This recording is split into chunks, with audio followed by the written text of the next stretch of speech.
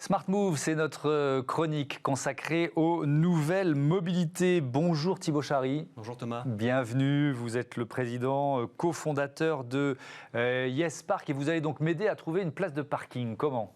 Exactement.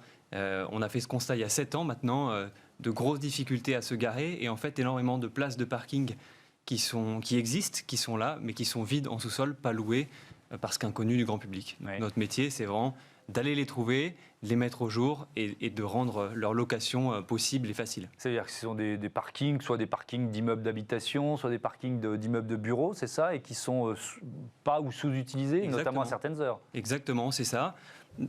Tout type de propriétaires, on travaille beaucoup avec le logement notamment, et ces parkings sont effectivement plus ou moins utilisés au cours de la journée, mais on a aussi un gros stock de places qui n'est tout simplement pas loué. Et donc nous, on se focalise sur ces places qui sont disponibles tout le temps, 24 heures sur 24, et on les apporte à la location pour les automobilistes, pour qu'ils puissent avoir une place près de chez eux et pouvoir rentrer tranquillement le soir ou laisser leur véhicule sereinement. Alors, imaginons, je suis au volant, comment j'utilise l'appli YesPark ? Donc le cas d'usage, c'est vraiment le riverain qui a besoin d'un parking près de chez soi. Dans les grandes villes, typiquement, les véhicules bougent assez peu. On n'a pas envie de le laisser toute une semaine sur la voirie. De surcroît, ça consomme de l'espace public. Ce n'est pas très pertinent d'un point de vue ville. Et donc, ce riverain habite dans un immeuble qui n'a pas de parking, un immeuble ancien à Paris ou dans les grandes villes. Néanmoins, il y a un immeuble récent en face de chez lui ou à côté de chez lui. Donc, il va louer une place de parking dans cet immeuble plus récent. Il fait ça directement sur le site internet ou bien directement sur l'appli. Ça, c'est un des gros avantages de notre offre, c'est que c'est très simple, très facile. On n'a pas de dossier papier, on n'a pas de dossier même numérique, on n'a pas de chèque de caution, pas d'engagement. On souscrit en quelques minutes, quelques clics sur son application. On accède à la place via son téléphone. C'est aussi le téléphone qui fait office de télécommande pour rentrer dans le parking. Donc on a digitalisé toute la chaîne de location du parking pour rendre la vie simple pour l'utilisateur et simple aussi pour le propriétaire qui du coup n'a plus de badge à gérer par exemple. Oui, c'est ça, on n'est pas obligé d'aller chercher un badge pour Exactement. pouvoir rentrer dans le parking en question. Et, pourquoi vous diriez que votre solution, c'est l'avenir du parking dans nos villes ? C'est l'avenir du parking et c'est l'avenir de la ville. Pourquoi ? Parce que déjà, on utilise beaucoup mieux un actif immobilier. Aujourd'hui, le parking est parfois un actif inactif. Les parkings sous-utilisés. Ouais. Donc on va rendre la ville un peu plus intelligente, un peu plus cohérente, plus durable de ce point de vue-là. Par ailleurs, en libérant ces places de parking, en mettant au jour ces places de parking, on va drainer une partie du stationnement qui aujourd'hui s'effectue en voirie. Tous ces gens qui avant se garaient en voirie vont se garer demain et se garent aujourd'hui dans des parkings souterrains. Aujourd'hui, on a 20 000... On libère de la place, en haut, quoi. On libère de la place en haut. Ouais. On a 20 000 clients qui tous les jours se garent dans nos parkings. Ouais. Une place de parking, grosso modo, c'est 5 mètres de long. 20 000 x 5, ça fait 100 km. Donc, sans nous, il y aurait 100 km de plus de véhicules qui seraient bout à bout le long des rues. Ça commence à être assez important en termes d'impact dans la ville. Et on sait que les places de parking, certes, en voirie, certes, c'est utile pour se garer, mais ça peut aussi servir à plein de choses. Des terrasses, des espaces verts, des pistes cyclables. Donc on va aussi rendre comme ça la ville meilleure. L'avenir de la ville et l'avenir du parking, parce qu'on va connecter ces parkings. Et que moi, je suis assez convaincu que demain, un jour, la voiture sera autonome, elle sera connectée. Et qu'une voiture connectée, autonome, elle a besoin de base arrière pour typiquement absorber, lisser des creux de demande, des creux d'utilisation dans la ville. Une voiture connectée, sans parking connecté, elle ne pourra pas rentrer dans le parking. Ouais. Donc ces parkings, s'ils ne le sont pas, ils le deviendront connectés. Exactement, ça j'en suis convaincu. Vous imaginez à l'avenir. Vous l'avez dit, vous avez créé YesPark en 2014. Vous avez créé ou trouvé combien de places de parking depuis ? On a 40 000 places de parking en France, un petit peu à l'étranger aussi, Italie et Pays-Bas. Ouais. Et dans les grandes villes françaises, j'imagine. Grandes villes françaises, la plupart des grandes métropoles, ouais. Et vous imaginez en créer, je dis créer, elles existent ces places, mais en les mettre au jour, combien dans les prochaines années ? C'est quoi votre objectif ? On aimerait bien doubler le volume de places d'ici 2 ans. Ça, c'est notre objectif. Ouais.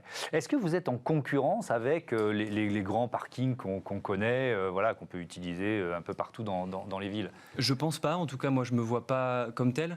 Pour la première raison, c'est qu'on va réutiliser un actif sous-utilisé qui n'était pas à l'origine conçu comme étant un parking public.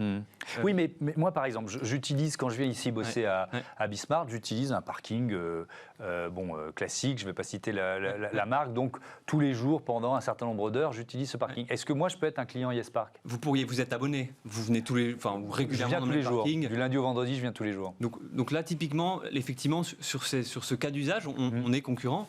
Néanmoins, quand on regarde les opérateurs classiques de parking public, le gros de leur activité, c'est pas de la location comme ce qu'on fait nous. Nous, nos clients viennent pour un mois minimum. On est vraiment locataire de la place. On va y rester plusieurs mois, plusieurs années.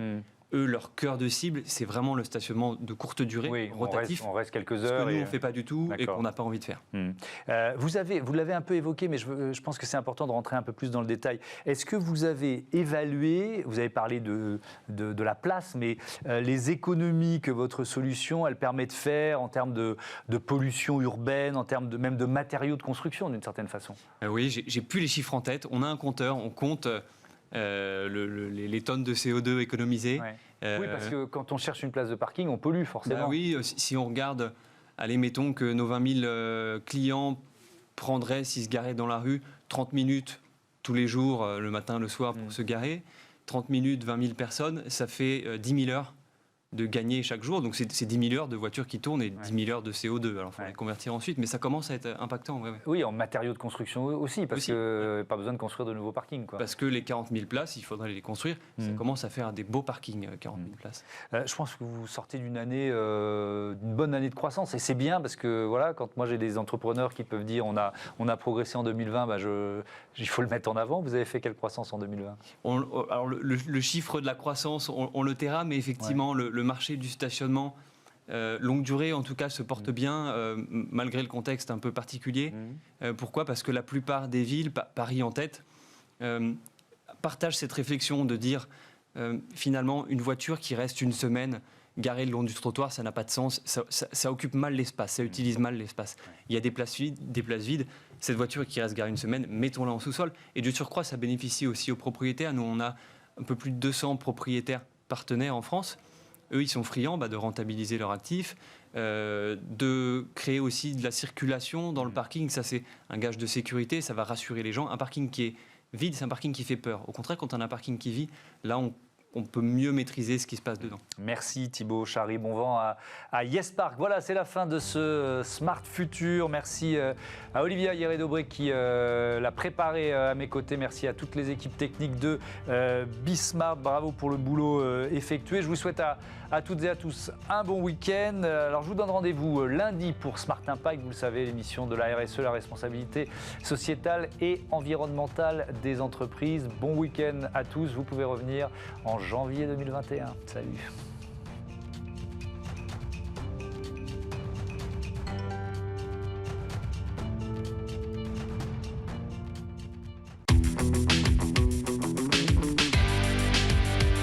Ce programme vous a été présenté par SEAT.